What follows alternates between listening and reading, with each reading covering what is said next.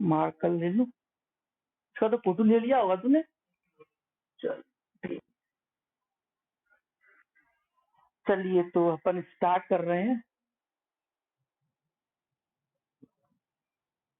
सब लोग आ गए क्या? आज बहुत कम लोग आए हैं आज तो।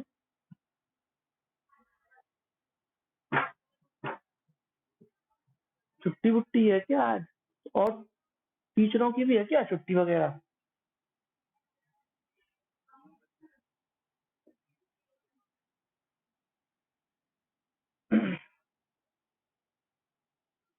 आज का लिंक मुझे गलती से 12th वाली सेंड हो गई है, इस वजह से शायद प्रॉब्लम तो नहीं आ रही।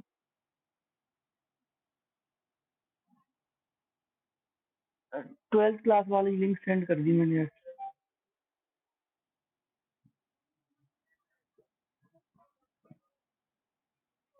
चलो मैं जरा रेस्ट वगैरह ले लेता हूँ। कल अपन ने स्टार्ट कर दिया था, लास्ट अपन ने कुछ अपन ने डिस्कस किया था दूरी और विस्थापन के बारे में। अपन लोग कल बात कर रहे थे। कल अपन दूरी और विस्थापन के बारे में कल हम लोग बात कर रहे थे, तो उसी को अपन आगे बढ़ाते हैं। उसी को हम उसी क्रम में हम लोग आगे चलते हैं। ठीक है, तो चलिए दूरी और विस्थापन थोड़ा सा उसी को अपन और समझते हैं, क्योंकि बहुत इंपॉर्टेंट है ये दूरी और विस्थापन। इसमें अगर ये वाला अंतर आपको आ गया ना समझ में, तो फिर आगे आने वाले अंतर भी आपको आ जाएंगे। चलो इन दोनों के अंतर समझते हैं अपन। प्रश्न है अपना, दूरी और विस्थापन में अंतर। दूरी और विस्थापन में अपन क्या करना है? अंतर करना है। दूरी और विस्थापन में अंतर। देखो मैं भी जब ज्वाइन हो लूं तो कोई आएगा।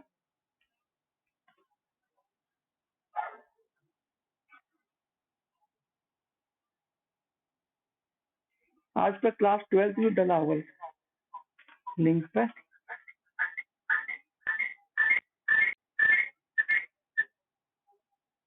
चलो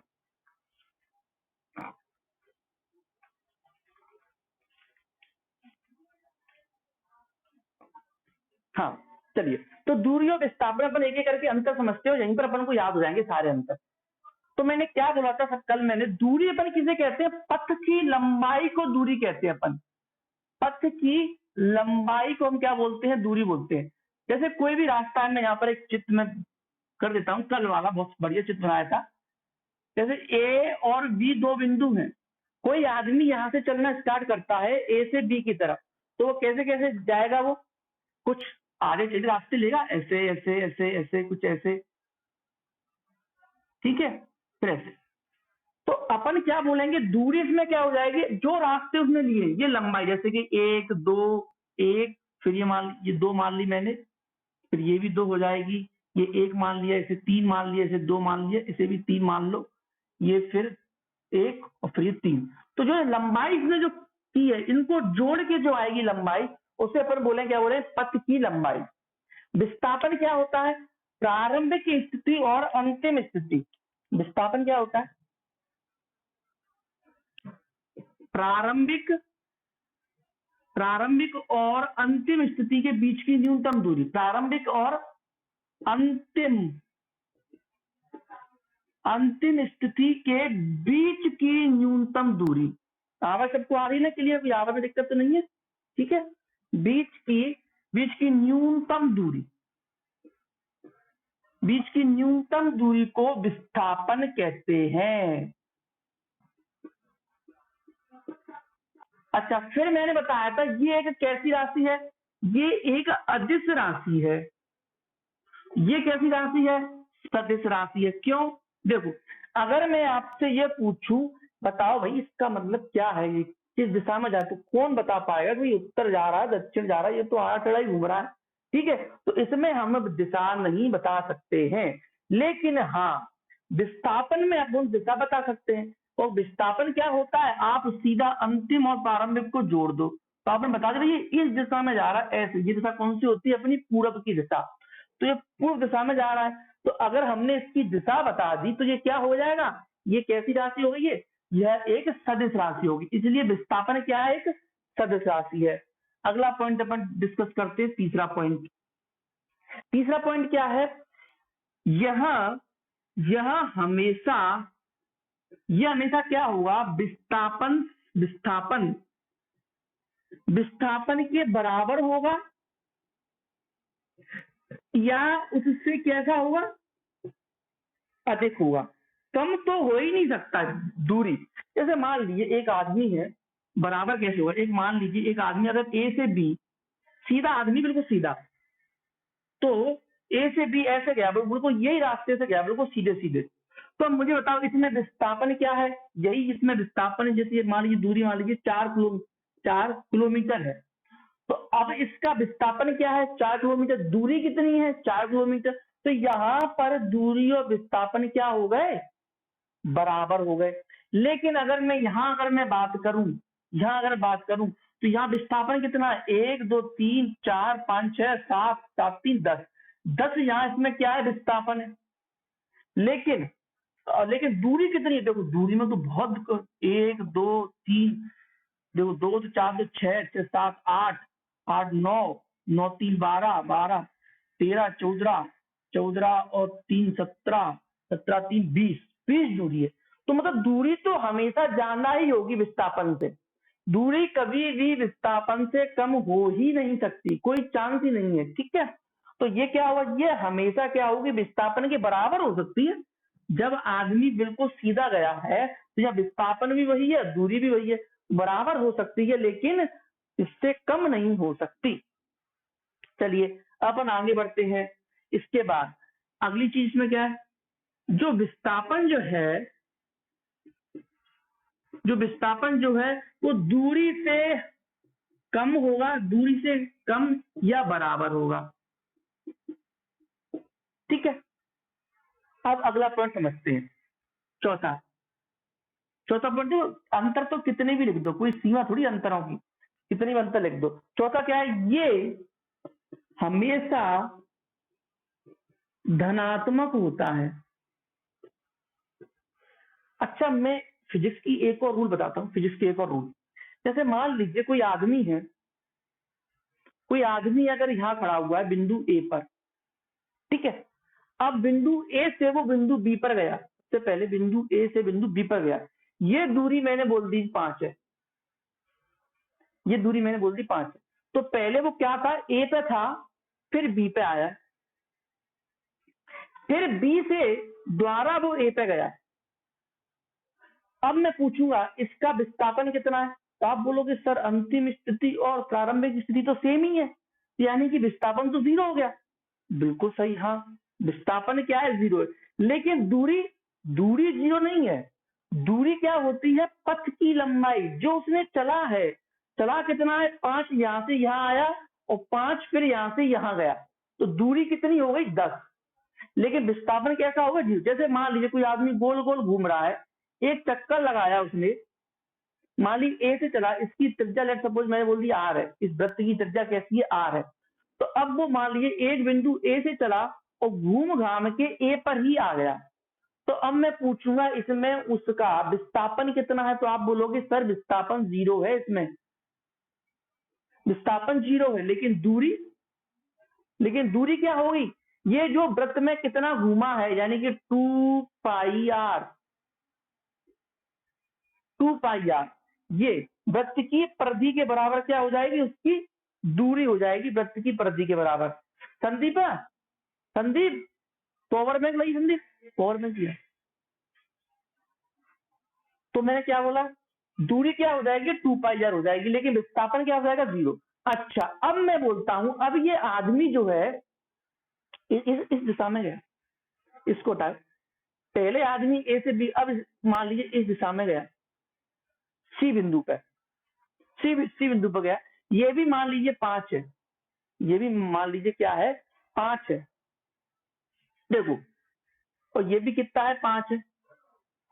पहले आदमी क्या गया, ए से बी गया, फिर बी से ए आया, अब क्या गया, ए से सी गया। तो यहाँ पर अब मैं पूछूंगा बिंदु सी पर है, तो दूरी कितनी हो जाएगी, आप बोलोगे सर 5, ये था 5 5 10 और 5 15, दूरी तो 15 हो गई।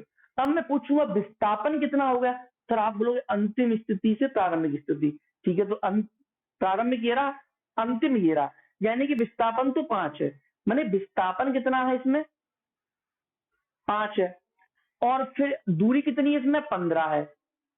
अच्छा अब ये 5 है और इस 5 में कुछ अंतर हुआ क्या? मान लीजिए अगर आदमी ए से बी जाता तो फिर दूरी कितनी होती 5 और विस्थापन कितना होता 5, और सी से भी जा रहा तब भी 5 है। तो फिजिक्स में क्या किया कि अगर कोई चीज उसकी उल्टी होती है तो उसे माइनस में अपन बता देते हैं कि विस्थापन इस बार माइनस है। ये माइनस चिन्ह ये नहीं बता रहा है कि उसने ऋणात्मक कुछ घुस गया है, कि जमीन के अंदर घुस गया है वो -5। -5 ये बता रहा है कि वो अपनी जो प्रारंभिक स्थिति थी उसकी उल्टी दिशा में भागा है।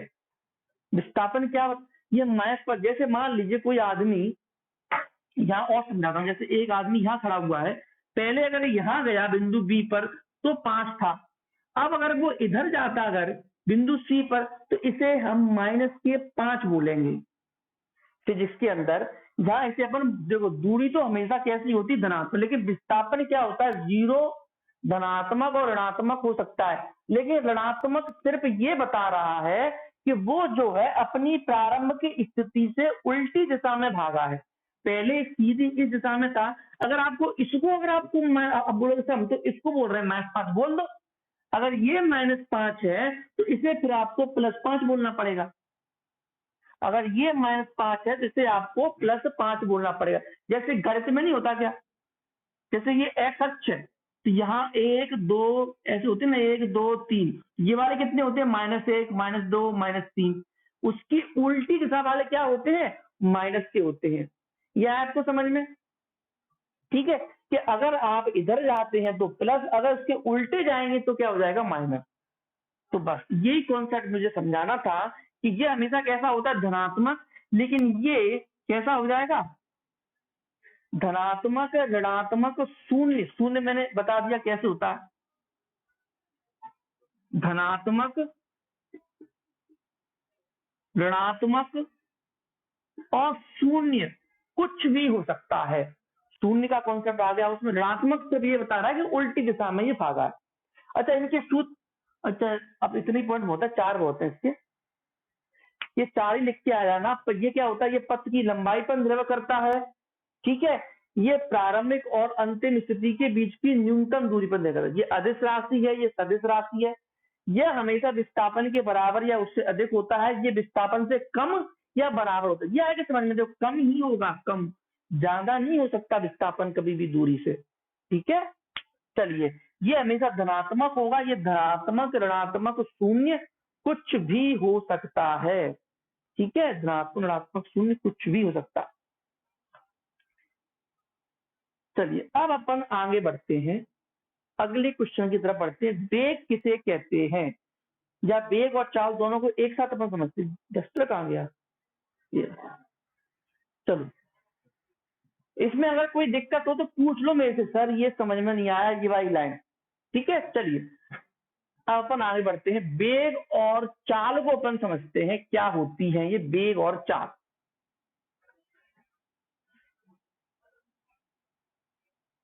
चलिए अगला क्वेश्चन अपना प्रश्न है,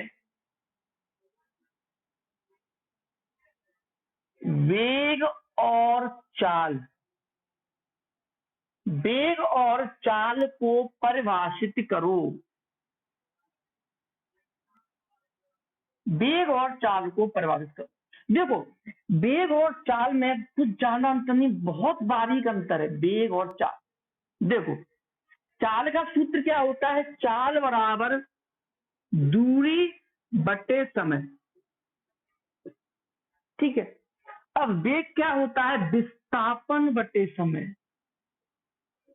विस्थापन बटे समय। अब ये विस्थापन अगर इसके अंदर आ गया तो इसके अंदर विस्थापन की सारी क्वालिटियां आ जाएंगी वेग के अंदर। अब जो जो क्वालिटी विस्थापन के अंदर है वो सारी की सारी क्वालिटी वेग के अंदर आ जाएंगी। जैसे कि मैं बोलूं कि वेग कैसी राशि हो जाएगी, एक सदिश राशि हो जाएगी, पहली क्वालिटी ये आ गई। दूसरी क्वालिटी क्या आ जाएगी, यह हमेशा चाल से क्या होगा, या तो उसके बराबर होगा या क्या होगा उससे कम होगा। वेग विस्थापन की क्वालिटी चल रही है इसके अंदर सारी की सारी, ठीक है। और चाल के अंदर वो सारी क्वालिटी आ जाएंगी जो दूरी के अंदर होती हैं क्वालिटियां। ठीक है, जैसे कि अदिश राशि है, यह हमेशा क्या हो जाएगी, वेग से या तो कैसी जाएगी, ज्यादा हो जाएगी, या हमेशा उसके बराबर हो जाएगी। ठीक है, अब एक और बात, यह कैसा हो जाएगा, ये हमेशा धनात्मक रहेगा, चाल कभी ऋणात्मक नहीं हो सकती। चाल कैसी होगी, हमेशा धनात्मक होगी। अच्छा, अगर मैं वेग की बात करूं, ये धनात्मक, ऋणात्मक, शून्य कुछ भी हो सकती है। तो इसके अंदर सारी क्वालिटी वही आ गई जो क्वालिटी किसके अंदर है, विस्थापन और दूरी के अंदर है। तो सारे के सारे अंतर जो आपसे अगर पूछे जाए पेपर में, वेग और दूरी में क्या अंतर, थोड़ा जल्दी आया करो। ठीक है, वेग और दूरी में जो अंतर है वही सारे के सारे अंतर क्या आ जाएंगे, जो जो विस्थापन और दूरी में जो अंतर, वो सारे के सारे वेग और चाल में आ जाएंगे। अच्छा, अब इनकी अपन समझते हैं डेफिनेशन। अब देखो, मैंने आप लोगों को एक बात बताई थी कि फिजिक्स के अंदर जितनी भी डेफिनेशन है उसका 60 से 70% सिर्फ एक ट्रिक से याद हो जाती है। जितनी भी डेफिनेशन, जैसे कि अगर मान लीजिए मुझे चाल की मुझे परिभाषा लिखनी है, देखो परिभाषा तो चाल की बहुत सारी है, आप कुछ भी बोलते रहो, लेकिन अगर एक परिभाषा अगर मैं आपको याद करने का तरीका बता देता हूं जो आपको 12th तक बहुत काम देगी। देखो, जैसे मुझे मान लीजिए चाल का सूत्र क्या है, दूरी बटे समय। अब जो बटे की चीजें हैं, जो बटे की चीजें हैं उसे अगर अपन एक बोल दें, एक मतलब आज से समय जो है एक है, समय यानी कि 1 सेकंड है आज से समय, इसे बोल देते हैं इकाई। इकाई बोल दो या एकांक बोल दो, कुछ भी बोल दो। 1 सेकंड को तो इकाई बोल दो या एकांक बोल दो। तो समझना यहां से, देखो अगर ये एक हो जाएगा तो चाल बराबर क्या हो जाएगी, दूरी। चाल बराबर क्या हो जाएगी, दूरी। अब यहां से अगर मैं इसकी डेफिनेशन निकालू, एकांक समय में, एकांक समय में चली गई दूरी को ही हम चाल कहते हैं। क्या है समझ में, एकांक समय में, एकांक समय में चली गई दूरी को ही चाल कहते हैं। मतलब यूं समझ लो, ये तो बिल्कुल रामबाण है डेफिनेशन याद करने का। और ये सही है, आपको ऐसी हजारों मिलेंगी फिजिक्स में डेफिनेशन जो सूत्र में जो बटे की चीजें हैं उनको एक रख के बन रही होंगी। और 12वीं में तो इतनी है भर भर के, आप बोलोगे सर ये तो याद ही होंगी सारी की सारी एक ही बार में। जैसे इसकी देखें, विस्थापन की, अगर मैं इसको इकाई बोल दूं, इकाई बोलना हो एकांक बोलना हो आपकी मर्जी है। इकाई समय में, इकाई समय में तय किए गए विस्थापन को ही अपन वेग कहते हैं। क्या बोला मैंने, इकाई समय में तय किए गए विस्थापन को ही हम वेग कहते हैं। खत्म डेफिनेशन, सूत्र लगा दो, लिख दो, यह एक कैसी राशि है, सदिश राशि, ये कैसी राशि है, अदिश राशि है। खत्म, परिभाषा खत्म, आंसर भी खत्म। ठीक है, अगर मैं देखो, जो मेरे जो नोट्स में देखो डेफिनेशन तो बहुत सारी होती है जो मैंने नोट्स में लिखवाई है, तो ये वाली भी मैं आपको सेंड कर दूंगा, ये वाली डेफिनेशन भी, इकाई इकाई वाली भी, दोनों मैं लिख के भेज दूंगा। अभी मैंने एक और भेजी है। अगर मैं इसको बोल दूं, अगर ये दूरी अगर मैं इसको बोल रहा हूँ परिभाषा के अंदर अंदर अगर मैं इसे भी अगर मैं दूरी बोलूंगा तो क्या आपको बोलना पड़ेगा, एक निश्चित दिशा आपको शब्द लगाना पड़ेगा फिर, क्योंकि विस्थापन में अगर इसको मैं दूरी बोल दूंगा, वेग बराबर दूरी बटे समय, अगर मैं डेफिनेशन अगर मैं ये बोल रहा हूं वेग बराबर दूरी बटे समय, तो मुझे एक शब्द जोड़ना पड़ेगा परिभाषा में।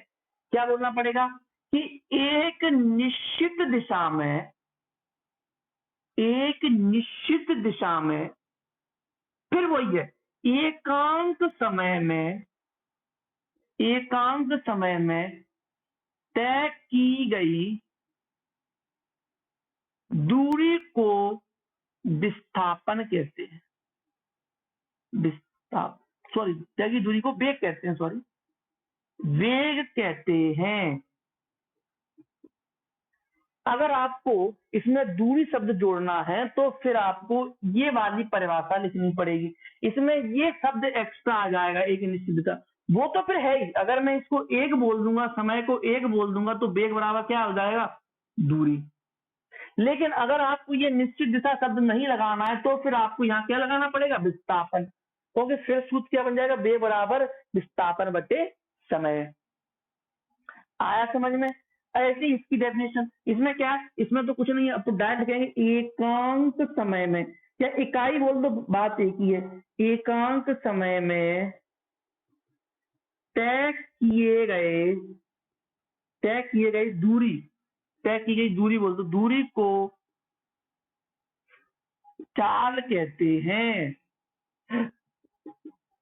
ठीक है, अब देखना इसका फेल, आगे आगे आप देखते जाना कैसे मैं इससे बनाऊंगा सारी की सारी परिभाषा। ठीक है, चलो ये आगे आपको समझ में दोनों की डेफिनेशन कैसे बनती है, कैसे याद होती है फिजिक्स के अंदर डेफिनेशन। अब मैं बात करूंगा विमीय सूत्र मात्रक कभी पीछा नहीं छोड़ेंगे, जब तक फिजिक्स है विमीय सूत्र मात्रक कभी पीछा नहीं छोड़ने वाले, हमेशा टांग आपकी खींचते रहेंगे। तो ये तो सबके अच्छे होने चाहिए। जो जो बच्चों के विमीय और विस्थापन ये सब विमीय सूत्र निकालना अगर सही नहीं हो तो मुझे मैसेज कर दे। देखो अब तो मैंने शायद, अरे यार आज फिर भूल गया, शायद रिकॉर्डिंग है चल रही, सॉरी चल रही है।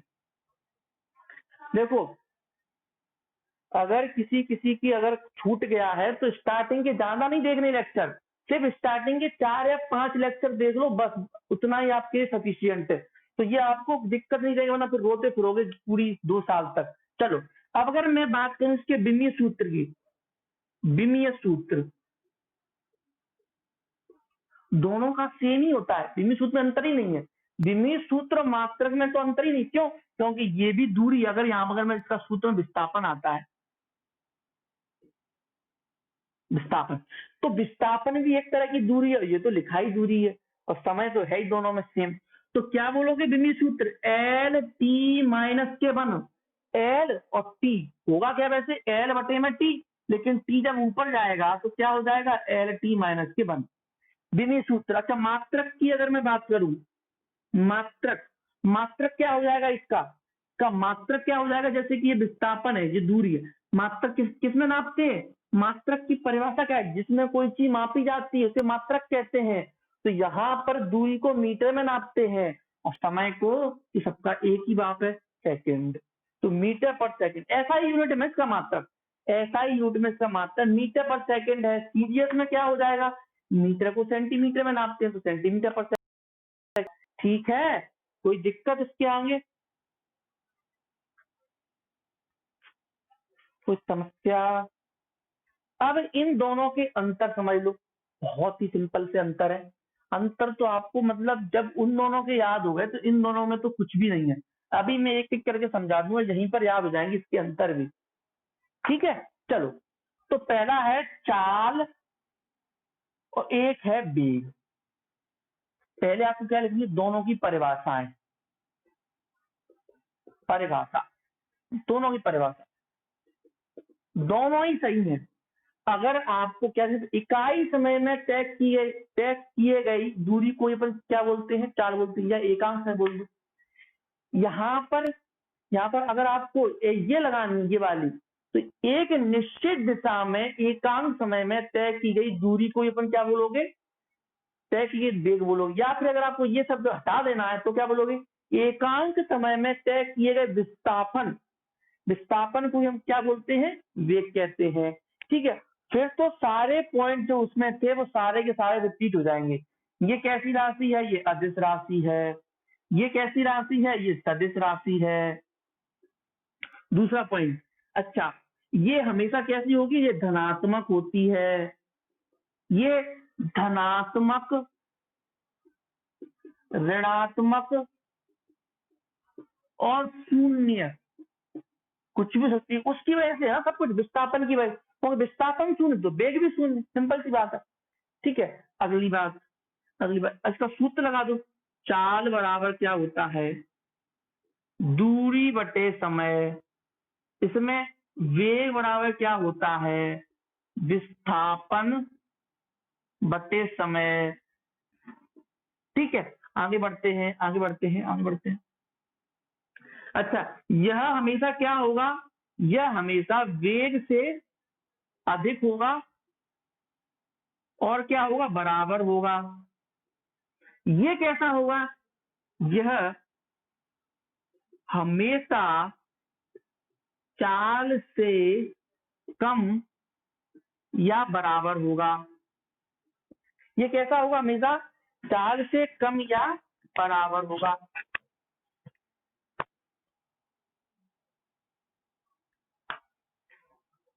अब बोलो अच्छा क्या हो रहा है, मैसेज क्या हो रहा है? Sir no sir room sir, ठीक है बहुत बढ़िया। नहीं सर मतलब कोई दिक्कत नहीं है ना, वो उसका है ना ये नो सर। चलो अब अपन चलते हैं अगली चीज पर। अब आएगी धमाकेदार चीज, एक ऐसी चीज, एक ऐसा सवाल जो मतलब मैं बोलूं कौन कौन से एग्जाम में मैंने देखा है। देखो 12वीं 11वीं 12वीं तो बच्चों वाली चीजें हैं, जो सवाल इसके आगे वाला जो सवाल है वो आपको जब 12वीं पास कर लोगे तो आप कोई भी सरकारी नौकरी की तैयारी करने जाओगे, इनकम टैक्स ऑफिसर है, ठीक है, कोई भी एसएससी में आपको जॉब देनी है, या कलेक्टर बनना हो, डीएसपी बनना हो, एसपी बनना हो, उसमें तक ये सवाल आ चुका है, ठीक है। तो चलिए वो सवाल क्या है, ऐसा क्या सवाल है? सिंपल सी बात है, आसान तो होगा नहीं। जब आपको कलेक्टर जैसी पोस्ट दे रहा है तो सवाल आसान तो होगा नहीं, ठीक है। सवाल थोड़ा सा कठिन ही है लेकिन समझोगे तो आ जाएगा, ठीक है। चलो चलिए अब क्या है उस सवाल के बारे में, पहले मैं कुछ परिभाषा देखता हूं। एक दो दो डेफिनेशन है छोटी छोटी। एक है औसत वेग और एक है औसत चाल। एक है औसत वेग, एक है औसत चाल। तो कुछ नहीं है, इनकी डेफिनेशन बहुत सिंपल सी है। औसत वेग कुल विस्थापन बटे कुल समय के अनुपात को औसत वेग कहते हैं। कुल विस्थापन और कुल समय बोल दिया तो समय अंतराल बोल दो तब भी बात एक ही है। कुल विस्थापन या कुल समय के अनुपात को हम क्या बोलते हैं, औसत वेग बोलते हैं। सेम ऐसे ही औसत चाल, कुल दूरी और कुल समय के अनुपात को हम क्या बोलते हैं, औसत चाल बोलते हैं। ये तो बच्चों वाली चीजें हो क्योंकि वो ही लिखा हुआ है। देखो चाल का सूत्र, चाल बराबर क्या होता है, दूरी बटे समय, बस दोनों के आगे कुल कुल शब्द लगा दिया गया है। क्योंकि देखो औसत का मतलब क्या होता है, जैसे आप लोगों ने छोटी क्लास में देखो, जैसे 10th क्लास में 9th क्लास में बच्चों का औसत वजन कितना है तो आप कैसे निकालते थे, जितने बच्चे मतलब हैं सबके वजन जोड़ देते थे। कोई 30 किलो का है, कोई 40 किलो का, सबको जोड़ दिया। फिर कितने बच्चे, जैसे कि 30 बच्चे हैं तो 30 का भाग लगा दिया तो कुल हो गया ना। तो उस वजह से कुल दूरी और फिर कुल समय, इस वजह से इसमें भी ऐसा कुल कुल शब्द लगा देते हैं। अब अपन चलते हैं क्लास की तरफ। देखो अब बच्चे, देखो दो बच्चे चले गए, मत जाओ, देखो ये दो चीज छूट गई तो छूट गई फिर इंपोर्टेंट वाली। चलिए अब अपन सवाल करते हैं, सवाल की तरफ बढ़ते हैं। चलो अब सवाल की तरफ बढ़ते हैं अपन आगे। आवाज में साउंड में कोई दिक्कत आ रही हो तो मैसेज कर दो, ठीक है, फिर मैं भी देख रहा हूँ मैसेज की तरफ इस वजह से, ठीक है। चलो चलिए अपना सवाल है, समझते हैं। एक प्रश्न है, एक कार एक कार एक शहर ए से दूसरे शहर बी तक 40 किलोमीटर पर हॉवर से जाती है, ठीक, और आती कितने से, 60 से, ठीक है, जाती, तथा 60 किलोमीटर पर हॉवर से जो है आती है। तो औसत चाल कौमा औसत वेग दोनों बताइए। क्या बोला मैंने, एक कार एक एक कार शहर एक कार शहर ए से दूसरे शहर बी 40 किलोमीटर से जाती है तथा 60 किलोमीटर से वापस आती है। तो इनके औसत चाल और औसत वेग क्या हुए बताइए। अब अपन सूत्र जानते हैं, औसत चाल निकालें सबसे पहले। तो औसत चाल का क्या होता है, कुल दूरी बटे कुल समय। जानते हैं अपन, ठीक है। कुल दूरी बटे कुल समय। अब अपन चित्र के द्वारा समझते हैं। जैसे मान लीजिए शहर है, एक शहर ए है, एक शहर बी है। मैंने मान लिया इनके दोनों के बीच की दूरी क्या है, एक्स है। इन दोनों के बीच की दूरी क्या है, एक्स है। अब एक आदमी यहां से गया, कार यहां से गई, कितने से गई, 40 किलोमीटर पर आवर से गई, और कार वापस किससे आई, 60 किलोमीटर पर आवर से, ठीक है। तो सूत्र में अगर मैं सबसे पहले कुल दूरी बोलूं, तो अगर x अगर इनके बीच की दूरी है, तो x गया और x ही आया, तो कुल दूरी कितनी हो जाएगी, 2x हो जाएगी। सिंपल सी बात है। अगर मैं कुल दूरी की अगर मैं बात करूं, कुल दूरी कितनी जाएगी, x प्लस एक्स बराबर 2x हो जाएगी कुल दूरी। देखो x से गया और x से ही वापस आया, तो कुल दूरी तो 2x हो गई, यहां तो कोई दिक्कत की बात नहीं है। अब मुझे बात करनी है कुल समय। अच्छा, समय का सूत्र, जब जाने में लगा समय लिखूंगा, जाने में लगा समय t1 बराबर जाने में समय का सूत्र, समय का सूत्र याद हो, समय बराबर दूरी बटे 4। देखो जब दूरी बराबर, जब समय का सूत्र क्या होता है, जब देखो 4 बराबर क्या होता है, दूरी बटे समय, ये तो याद हो गया होगा। अगर मुझे यहां से समय निकालना है, तो समय बराबर क्या हो जाएगा, दूरी बटे में 4, दूरी बटे में 4। अरे यार इतना लेट, ठीक है चलो। अब यहां से समय कितना लगा, t1 बराबर दूरी बटे 4, दूरी कितनी है, x। हेलो, अच्छा लेट नहीं बच्चे, ठीक है। अच्छा अच्छा चलो, अच्छी बात है, अच्छी बात है, ठीक है। क्या, हाँ ठीक है चलो।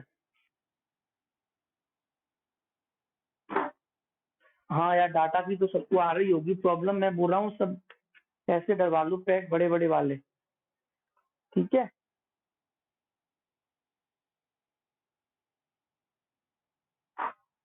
हाँ ऐसा ही करो, कुछ जुगाड़ हुआ, क्योंकि डाटा तो अब लगेगा जाना, सब सब लोगों को ही लगेगा। चलो आप यहाँ समझते हैं। तो जाने में लगा समय t1 बराबर क्या हो जाएगा, x अपॉन में 40, ठीक है। सेम ऐसे ही अब आने में लगा समय, आने में लगा t2 बराबर x बटे में 60। यहां तक जाने में लगा समय क्या, x बटे में 40, और आने में लगा समय x बटे में 60। बस अब सूत्र अपने पास पड़ा हुआ, डाल दो पूरा डाटा उसके अंदर। औसत 4, औसत 4 बराबर कुल दूरी, कुल दूरी कितनी होगी, 2x बटे कुल समय, समय कितना हो जाएगा, एक तो ये वाला, एक ये वाला, यानी t1 प्लस t2 देता हूँ अभी यहाँ पर, t1 प्लस t2। एक मिनट रुक जा, एक मिनट, लगा लगा लगा, कैसे लगा।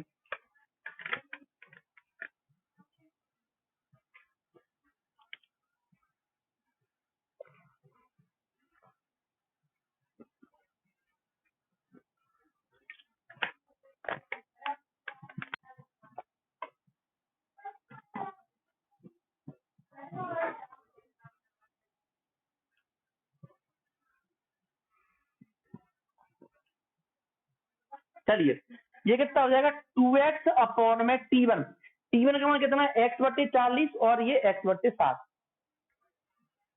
x बटे 40 बटे x बटे 60। अब इसको सॉल्व करते हैं, 2x बटे में, दोनों में से मैंने x मैंने बाहर ले लिया, 1 बटे 40 प्लस 1 बटे 60, ठीक है। यहां से इस x से ये x कट जाएगा, 40 और 60 का आपको लेना पड़ेगा एलसीएम लघुत्तम, ठीक है। ये कितना आ जाएगा अपना, 2 बटे में 120 होता है इन दोनों का, लेकिन देख लेना इतना तो आता होगा, एलसीएम वगैरह लेना तो 120 हो जाएगा इसका एलसीएम। अब यहां से ये कितना बचेगा, यहाँ पर इसका एलसीएम देखो, 4 12 तो 3 बचेगा, और ये 6 दूनी तो 3 2 5। अब ये ऊपर जाएगा तो 2, ये 120 ऊपर जाएगा, बटे में कितना हो जाएगा 5, बटे में कितना हो जाएगा 5। अब इसको काट लो, 5 से कट जाएगा, ये 5 दूनी 10, 5 चौक 20, 24, 24 दूनी 48, 48 किलोमीटर पर हॉवर। इसकी जो एवरेज जो आंसर आ जाएगा वो कितना आ जाएगा 48 किलोमीटर पर हॉवर। अब इसमें किसी कोई दिक्कत, एक बार देखो फिर समझ लो, फिर समझाता हूँ एक बार इसको। देखो क्या है, मेरे को चाहिए था औसत चाल, मेरे को चाहिए औसत चाल क्या होती है, कुल दूरी बटे कुल समय। तो अगर मैंने बोल दिया इन दोनों शहरों के जो बीच की दूरी वो x है, तो जितना गया उतना ही आया, यानी कि 2x दूरी तो आगे समझ में 2x हो गई। अब बता, अब बात करते हैं कुल समय की। समय का सूत्र क्या होता है, दूरी बटे में समय। जो ये होता है 4 का सूत्र होता है दूरी बटे समय, तो समय का सूत्र क्या आ जाएगा, दूरी बटे 4। तो दूरी x, तो 4 कितनी है जाने में 40 और आने में कितनी है 60, तो x बटे 40 और x बटे 60। अब बस सूत्र अपन को मालूम है, उसमें मान रख दिए, ये x से कट गया और यहाँ पर तो सिंपल सी कैलकुलेशन है। ये आ गई अपनी औसत। तो थोड़ा सा मतलब अच्छा दिमाग वाला क्वेश्चन है, इतना इजी तो नहीं है कि डायरेक्ट आपको आंसर रख के सूत्र आया उसमें पटक दिया और आंसर निकल के आ गए, इतने तो सिंपल आते नहीं है। ठीक है, अब वो बच्चों वाले जमाने गए, अब आएगी चीजें ऐसी ही आएंगी। अच्छा एक सवाल अपन और करके देखते हैं। अच्छा इसका है ना, जब हम लोग मतलब जब हम लोग करते हैं तैयारी गवर्नमेंट जॉब की, तो उसमें एक ट्रिक बताते हैं, ट्रिक ऐसे सवालों को, क्योंकि ये सवाल क्या बहुत ज्यादा आते हैं ना, तो आदमी सोचते हैं कि ट्रिक याद कर लो ताकि 2 सेकंड में। इसकी ट्रिक क्या होती है, आपको डायरेक्ट सूत्र दिया जाता है 2ab अपॉन में a प्लस के बी। ये एक सूत्र बताया जाता है 2ab अपॉन में a प्लस बी के बी। यहाँ a और b क्या है, चालें हैं, a और b क्या है यहाँ पर चालें हैं। तो ये देखो, अगर मैं 2 गुणा चाल कितनी है, एक 40 और एक 60, और बट्टे में क्या लिखा हुआ 40 प्लस 60 यानी कि 100। ठीक है, अब इनको काट लो, ठीक है, अब इनका गुणा कर लो, वही आ जाएगा। देखो 4 दूनी 8, 8 पंच 40, 8 छंग 48 किलोमीटर पर आवर। तो इससे ट्रिक बताते थे हम लोग जब करते थे तैयारी वगैरह, तो वहां से ये डायरेक्ट आंसर निकल के आ जाता है 48। ये पूरा इतना लंबा पेचअप नहीं करना पड़ा, लेकिन मैं आपको बताऊंगा आप इसी प्रोसेस से जाइए, इसी प्रोसेस से। ये ट्रिक तो ऐसी है कि अगर मान लीजिए आपका ये क्वेश्चन ऑब्जेक्टिव में आ जाए तो आप लिख लो अपनी अभी कॉपी पे, क्योंकि नोट्स में ये ट्रिक लिखी नहीं है, तो डाल लो, ये ट्रिक है, इससे 1 सेकंड में आंसर निकल के आ जाएगा। ठीक है, 2ab बटे में a प्लस के b। चलिए अपन एक सवाल और करते हैं, क्योंकि ये ट्रिक है ना एक दो जगह फैल भी है, आपके यहाँ नहीं होगी फैल, लेकिन कुछ सवालों में एक दो जगह फैल हो जाती है ट्रिक। चलो एक सवाल अपन और लेते हैं, उसके बाद फिर हम आज की क्लास को वाइंड अप करते हैं। एक सवाल जो नोट्स में मैं दिए हुए हैं वो तो दोनों करा देता हूँ। एक सवाल है कि एक व्यक्ति जो है,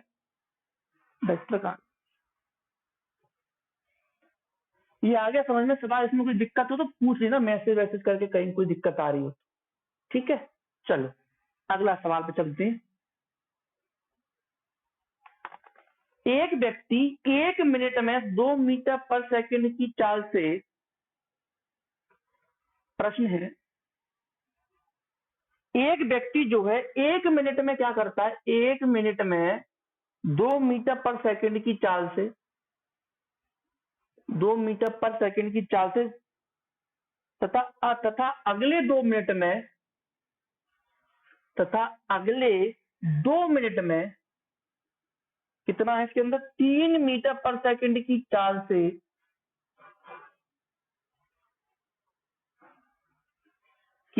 से चलता है, तो औसत चाल क्या होगी, तो औसत चाल क्या होगी।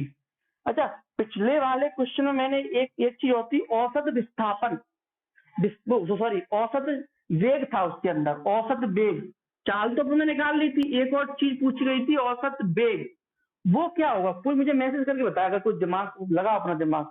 मतलब उसमें मैंने औसत वेग भी पूछा था मैंने इसके अंदर, औसत वेग, औसत वेग कितना होगा बताओ, मैं मैसेज का वेट कर रहा हूं, क्या होगा औसत वेग।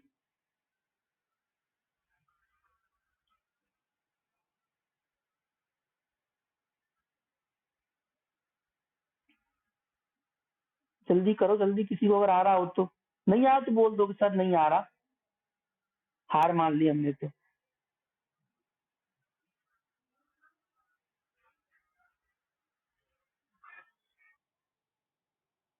नहीं आ रहा सही में, इतना सिंपल। देखो विस्थापन, देखो औसत वेग क्या होता है,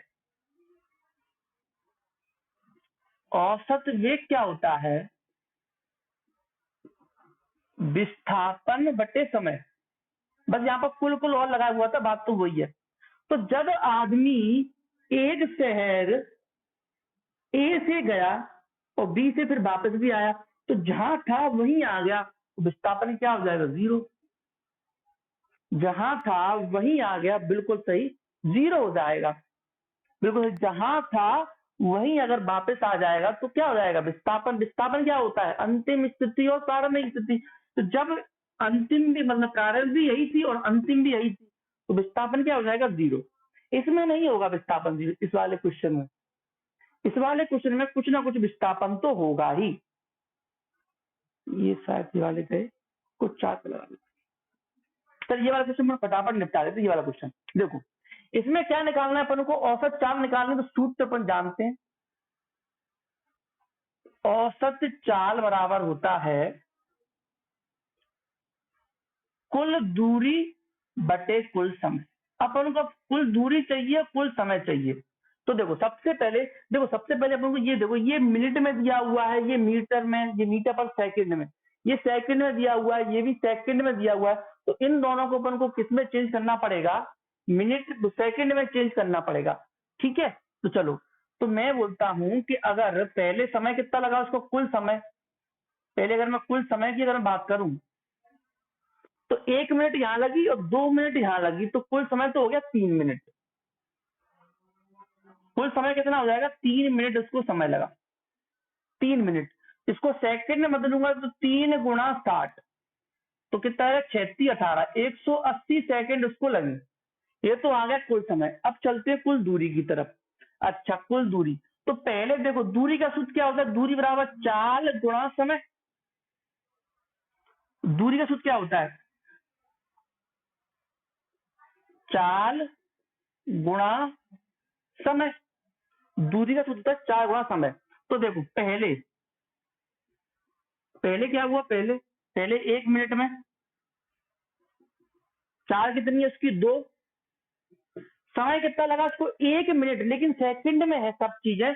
तो 1 मिनट यानी कि 60 सेकंड होती है 1 मिनट में। तो यहां से दूरी कितनी आ जाएगी, 120 मीटर आ जाएगी दूरी निकल के। ठीक है, अगले, अच्छा दूसरे 2 मिनट में, ये 1 मिनट की बात हो गई, ये 2 मिनट की बात हो गई, बराबर कितनी कितनी दे रखी है अपने पास, चाल 3 दे रखी है। समय कितना है, 2 मिनट, 2 मिनट यानी कि 120 सेकंड, 2 मिनट यानी कि 120 सेकंड, क्या लिख देते, 2 मिनट 120। ये कितना हो जाएगा, 48 480 मीटर। ठीक है, अब बस ये अपने पास दूरी आ गई दोनों की। तो अपनों को क्या चाहिए, कुल दूरी बटे कुल समय। कुल समय ये आ गया, दोनों को जोड़ के 1 मिनट ये हो गए, 2 मिनट ये हो गए, यानी कुल समय कितना हो जाएगा, 3 मिनट। तीन, क्या, हाँ बोलो।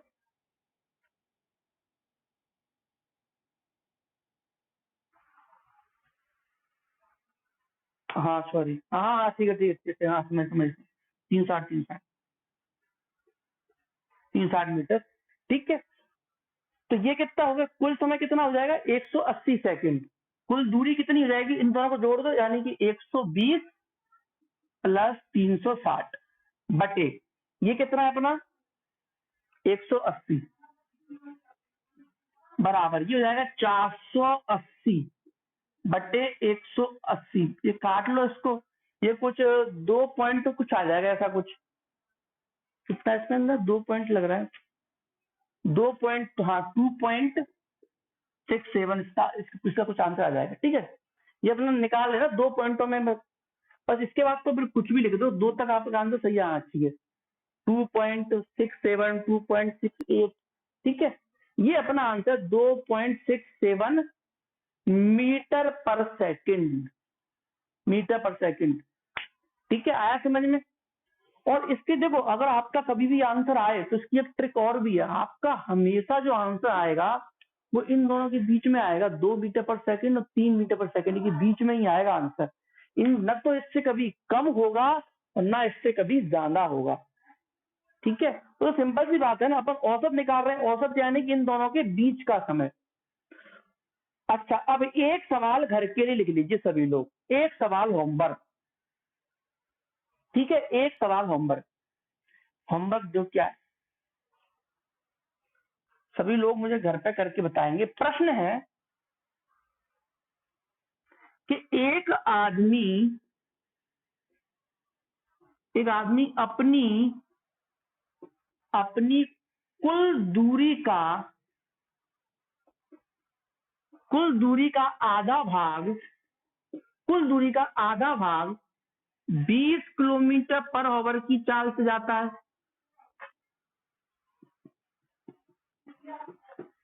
तथा शेष आधा भाग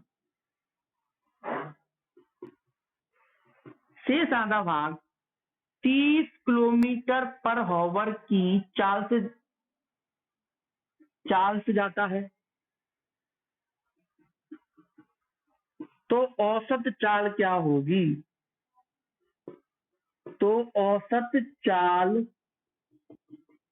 होगी? क्या है?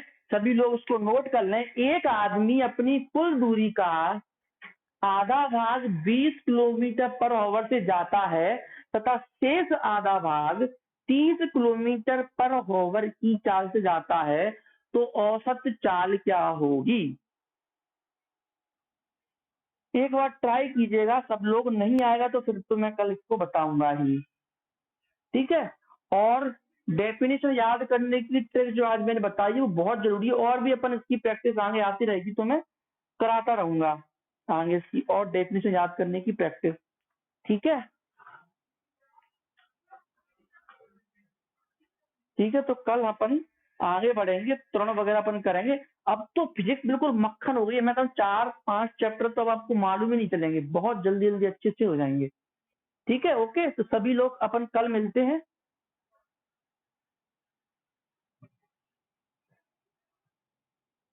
चलो, तो आज अपन इतना ही रखते हैं। All of you,